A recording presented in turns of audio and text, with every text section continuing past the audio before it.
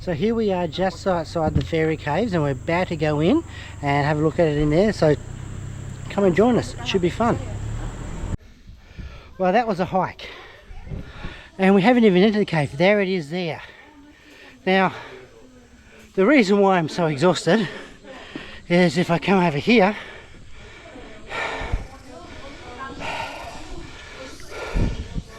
and turn around, that's some view, eh? All the way through there. So I don't know, we're 15 stories up, I reckon, at least, and you've got a really nice view out of the plain area there. And then if I go back to here, you can see inside the cave entrance. So I've actually got to go back down one flight, and then I've got to go back up a flight to get into the cave entrance. Okay, finally made it to the entrance of the cave. So we're about to head in there, and that should be pretty interesting. But even right at the very beginning here, it's quite nice. I can definitely feel a nice cool breeze come through here, which is quite good after that incredible hike up here. So at any rate, let's go in and enjoy ourselves. So here we are inside the fairy caves, and it really is incredible to look at. Unfortunately, the video that I can produce, or any video you produce, can't do it justice to actually being in here. But you've got all this light just drifting in, and I'm about to tilt this right up so you can see the roof.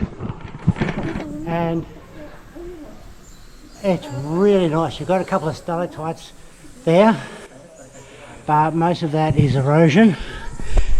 And you've got a really nice, it's almost like a subtropical ferny climate, microclimate in here, and it's really nice. Anyway, on to the next bit. Here we are inside the fairy caves, and this area is called the Fairy Garden, and it's a bit hard for you to see. This is actually quite awkward to film, because as I turn around you're going to see this blinding light right behind us there. But if we go to the side here, you can see some really nice stuff. There's some really nice little cave sections in through there and in there, and there's bits where you can walk in through there. It really is quite good. It's a great workout. You're going to get your step count in for the day, but it is definitely worth the trip to come up here and have a look at this. Okay, here I am.